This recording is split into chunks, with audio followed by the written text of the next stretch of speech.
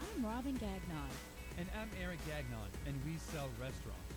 We started the nation's largest restaurant brokerage firm, We Sell Restaurants, over a decade ago. You can find us online at WeSellRestaurants.com. We're on the radio once a week with the leading authorities in this industry, talking about subjects trending in the restaurant business. Tweet your own questions on the topic to our Twitter handle, Sell Restaurants, while we're on the air, or post them on our Facebook page. That's facebook.com/We Sell Restaurants. If we don't get to your question, we'll follow up on social media along with our guests. Our goal is to satisfy your appetite for acquisition, feed the need for restaurant reality, and serve up a recipe for business success. If you have any ideas for our show or comments, you can email me. My email is eric@WeSellRestaurants.com. Today's show will be focusing on airport restaurants. Have you ever wondered how someone gets that coveted spot inside an airline terminal? What concepts have the greatest success? Is it true that on a sales per square foot basis, airline restaurants are among the most productive in the country? From corporate road warriors to families taking vacations, restaurants play a key part in the travel experience. We're going to explore that today by looking at the process of restaurants and air travel.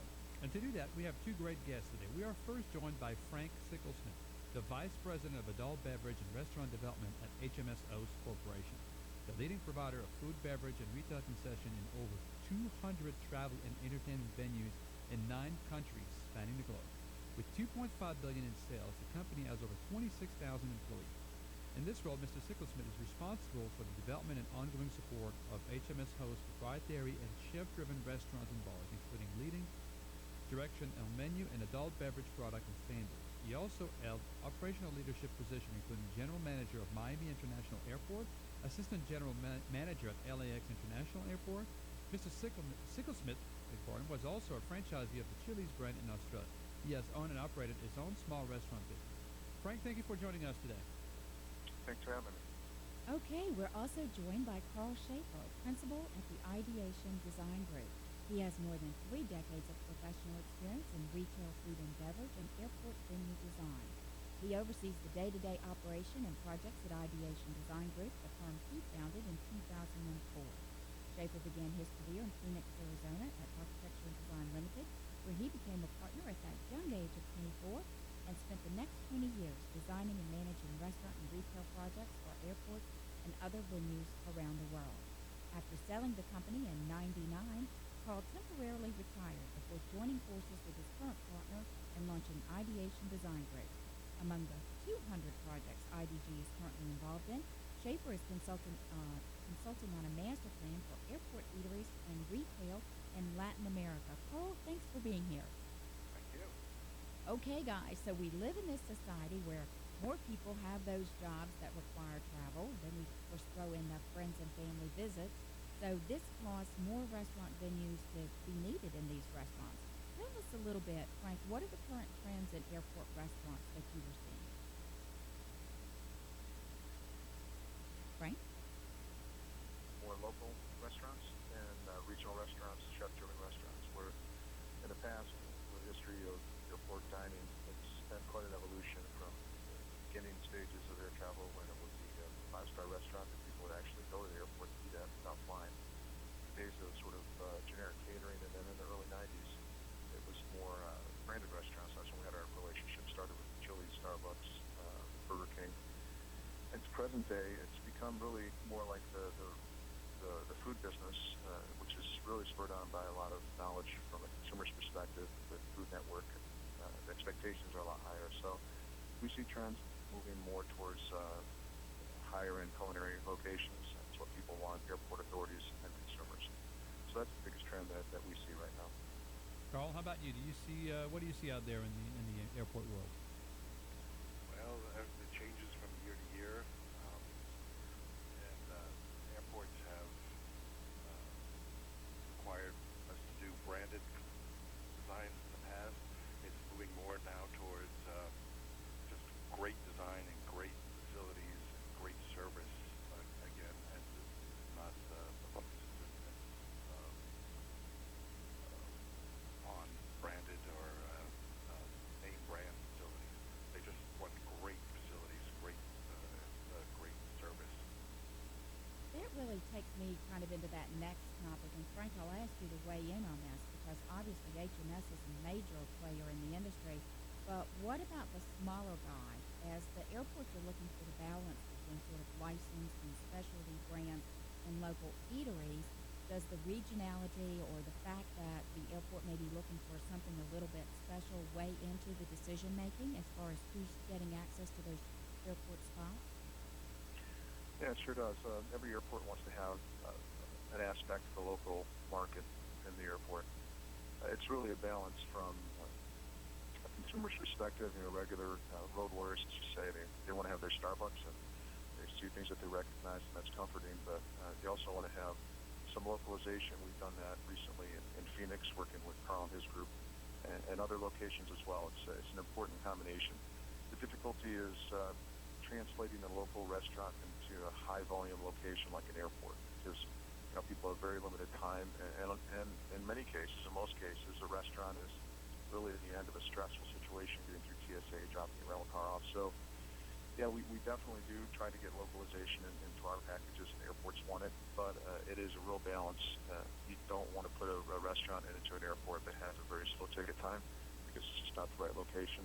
You want to have a brand that would meet the criteria that an airport's looking for in terms of their consumers as well. So, it's a lot more complicated than it may seem. A local restaurant that's great street side may just not translate into an airport environment. Luckily, we've had some success with it, but we've had some challenges as well. So you guys said that there's a pretty selective process in order to look at local partners to come on board with you guys and just not look at, these guys are, you talk about a burger concept, maybe In-N-Out Burger, which is a legend in the West Coast. That doesn't really mean that it would translate really well into our airport setting, so there's a pretty extensive process to go through before you can qualify for that. Would that be correct, guys? Yeah, it's it is typically these airport commissions are run by government entities, and there's a lot of legalese around it. There's a lot of qualifications that are required. And we're a large company, and we deal with local ACDB partners, and those are what are classified as disadvantaged business entities, and they're local restaurateurs. We work with either as a sublease or as a partnership within an airport environment. So that's a requirement in almost every airport you go into now. That makes it a little bit more complicated for us. We're not just going out and asking anybody to come in these restaurants. They have to pass criteria that is set by the government. So that takes a little bit of the sexiness out of it, to be honest with you. But we get really good operators that can execute the brands that we run, and it's not always an operator that has an iconic street side operation. Oftentimes those folks don't qualify for those status. And it's interesting because when you look at the volume done in these restaurants in the airport, some of the most inconvenient changes for those of us traveling over the past decade, like having to get there early to get through those security checkpoints and not being able to take liquid beverages through security, and then even cutbacks on food service on a plane. These have actually benefited food vendors, because these travelers stuck at the airport for an hour before their flight know that they're barely going to get a pack of crackers thrown at them, so they want to get a nice meal before they get on a plane. So what's going to happen to the volume at these airport restaurant locations? Either one. Well, airports are broken down into two areas, landside and airside, and the customers are actually pretty distinct. The landside is the meeters and greeters. They wait to pick people up. Again, you said no liquids through security. So they require a little bit more shopping and casual restaurants while they're waiting a place to sit down and relax. With the airside passenger, they have now, since security, since 9/11, they have more dwell time. But typically they are bored, and when people are bored, they want to eat. So we created a little more QSRs. We do have some casual seating, but space limitations are immense on the airside spaces. Typically, what a restaurant would be 3,600 to 5,000 square feet on the street, we have to fit into anywhere between 600 square feet and 2,400 square feet on the airside spaces. Landside, the real estate is a little more available. That's an amazing statistic. So 3,600 to 5,000 on the street has to fit into a box half that size or less in an airport. so what happens is you take the brand or the restaurant that you're using as a local, and you tailor down their menu, or they ask them to tailor down the menu to do whatever they do best. They sell burgers. What's your top 4 burgers? That's what you don't do the entire gamut of their menu, and it works well because people know those brands locally or regionally or nationally, and they know what they want to order from the company in past history. So it's in the design industry, we have to just pick it apart, the entire brand, and do what's the top 3 items, or including in design, what works best in the rest of the airport. Well, Frank, let me ask you this, based on Carl's comment, pick what you do best and only do that. There's some staggering statistics out there, the kind of volume produced in airport location. I was reading an article recently about Auntie Annie's, and they have 36 airport kiosks, and they have over 1,000 standalone locations throughout the country. Yet 5 of their top 10 performing locations last year were airport terminals. So it looks like, regardless if you only half your menu or less, you still are doing some crazy numbers. Is this typical that to expect that in the airport setting? Yeah, we do. Typically, we do per square foot 3 times the volume of a street side location with these brands. And it really depends on the location. You can have an NEMs, as you mentioned, that's doing incredibly well, and then maybe there's one, that isn't. It depends on flight schedules and the shifting of employments. You could have, one day you could be doing 10,000 a day, and the next day maybe you're doing 1,000. So location really matters in an airport, and as it does street side. But street side, you'll have a little bit more control over the flow of traffic than you do in an airport. But NEMs is a partner of ours. They do great in airport environments. It's one of those indulgent brands that people still feel kind of healthy about. So they do great for us. Typically, the brands that we bring street side, they do about 3 times the volume. So we do have limited menus on pretty much all the brands. But limited menus are, they're important, but people still want variety, especially those folks that travel through airports on a regular basis, and one specific airport on a regular basis. So we're doing more with brands that we license, and also brands that we create, and doing sort of seasonal products or items that might be specifically geared towards a traveler. So while you want variety and consistency, it's a real balance. And you just said numbers that are going to make people's ears perk up, 3 times the volume of that street side location. So if they're listening to the show and they're saying, okay, that's where I want my restaurant to be, how do you get one of those coveted airport spots? Can you explain a little bit about what this RFP, request for proposal process, is like if you're an operator that wants in the game? Sure. The RFP process is a bit open to the public, and typically it lasts anywhere from the time it's proposed, 30 days, to over a year or 2. So it really depends on the airport. But to get into an airport environment and get into one of these RFPs, it is relatively complicated. You have major partners like us, major players like HMSHost and some of our other competitors, and then you have local one-off competitors that can get in the airport on a single unit basis. So it depends on the RFP. Some of them come out and it's a master contract where all the food and beverage would be run by one company. More and more they're split, so what we call fractured contracts, where maybe there's 4 or 5 contracts within an airport with 60 restaurants. 3 of the packages are towards the major companies like us, and a couple may be towards local operators. And I think for a local operator, that's where you have your best opportunity. That's one way to get in the airport. The other is the way that we deal with our business. We search these markets consistently, especially when they're active with these RFPs, and go to the local community and use consultants, and also use information that we get from local restaurateurs, and try to meet these folks and give them opportunities to be in front of all these people on a licensing basis. So that would be a traditional licensing arrangement where we would operate it and we would pay a licensing fee. Good. Carl, we talk about 500 or 600 square feet, high volume, 3 times the amount here. How do you design a new kitchen? How do you use new technologies and everything?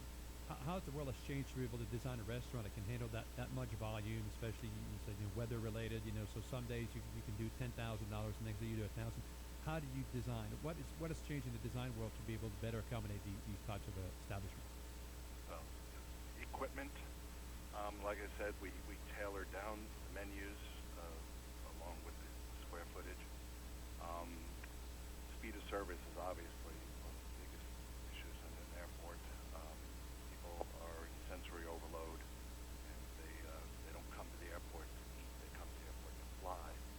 So we have to give them a memorable experience, and that includes service. So, kitchens. We cram a lot of equipment in a very, very small footprint, but some of the equipment is all the equipment has gotten better over the years. There's turbo chefs. There's things that we can cook faster. One of the other problems we have in airports is not every airport has gas. Obviously, gas helps with the speed of cooking. A lot of the airports now are just electric only, and that has posed a problem. But Host has worked it out. Their culinary staff, our food service designers, work extremely close with each other, and we've actually worked it so that we can serve an enormous amount of people. Because in airports,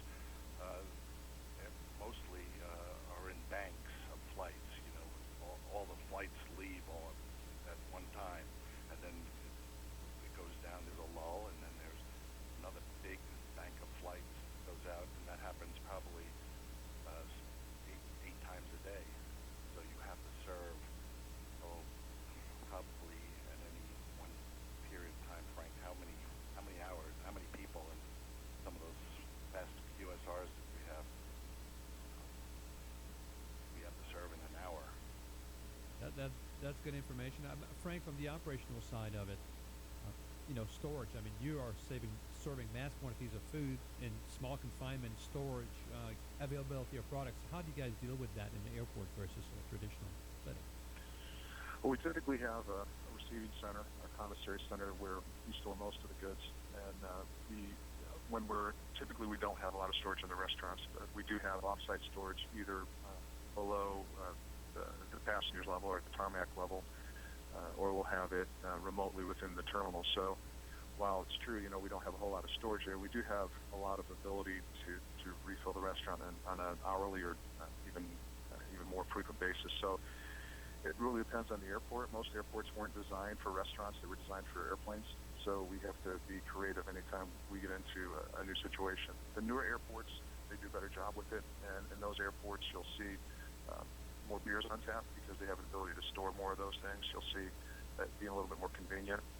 But the major airports, typically, they've been around for a long time, so we have to be creative. But if you consider the most coveted restaurants that people think about in these iconic cities, these are chefs that have really a shoebox to work out of. So when we go meet these folks, it's not as if they have a ton of storage themselves. So they're requisitioning food from their suppliers as we do in the airport. So it's very similar to being in a city center where you don't have a lot of space and you're required to have deliveries on a more frequent basis. And for us, we're used to it, and it makes us a little bit more a little better at managing our products, and the food is fresher. So we would love to have a lot of storage, but not having it requires us to do things the right way all the time. It almost seems like a drill sort of approach to the operation, because you're asking an operator to find the best products, figure out how to do it faster, figure out how to deliver it to a very incalculable sorry, I'm struggling over the word there, but a changing demand that moves up and moves down very, very quickly. So in a lot of ways, you're just saying you're going to have retraining staff to be able to meet that demand, as well as potentially changing up recipes, because cooking methods you use on the street aren't going to happen in the restaurant. So it's almost as if you could take this and apply it to a regular business anyway, just to actually improve your metrics. Would you agree? Yeah, that's true. And in fact, many of our branded partners get information and technology from us, and they apply it to their street side restaurants, not just in equipment, but also in the methods, ways we serve food. One of the best examples is our relationship with Starbucks. We have an exclusive relationship with them in United States airports, and we were the first to start serving food within a Starbucks. And at the time, Starbucks wasn't interested really in doing that, but we had such customer demand that they allowed us to do it, and we've worked together with them over the years. And now Starbucks is, one of their major focuses and goals is food. So, a street-side brand can learn a lot from us as we can them. I mean, we definitely have ways to make things a lot more efficient. When there's something that's applicable to the street, we work with them as partners to make sure that they get that same information. And we work closely with Carl and his group on trying to find those types of equipment that would be applicable for these types of restaurants. Paul, I'm a restaurant broker, and numbers are my passion. So we've been talking for about a little bit, 15 minutes over now, so I consider us personal friends. That's the way I work. So tell us a little bit about numbers, or build-out numbers versus traditional space and airport. Is it going to cost me a lot more to build, even that 500 square foot, than it would be building me a 2,500 square foot restaurant on the street? Oh, absolutely. One of the biggest challenges we have in airports is every construction worker that goes through has to be badged, has to clear security, has to have their tools checked, has to have a background check, fingerprinted. And so what on the street, where you typically get an 8 to 10 hour workday, by the time they have to clear security, get all their materials checked, their tools checked, we have probably a 30% to 40% hit. So it takes a little bit longer to build in the airport. The infrastructure on a lot of these older airports is just so old and so inadequate with all the newer pieces of equipment and designs that we are pushing into these spaces. We have to upgrade infrastructure. So a typical airport facility will cost anywhere between 30 to 50% more. Oh, that's a terrible number. We're going to have to pause right there so we can head into a commercial break. So 30 to 50% more to build, but potential for 3 times the volume. So the numbers could actually work out on the back end. Stay tuned as we learn more about the restaurant operations within an airport. Are you thinking of that coveted spot? This is Eric and Robin Gagnon, and we sell restaurants. We operate the largest restaurant brokerage company in the nation based on the number of transactions, number of listings, and volume. Stay tuned after the break. We'll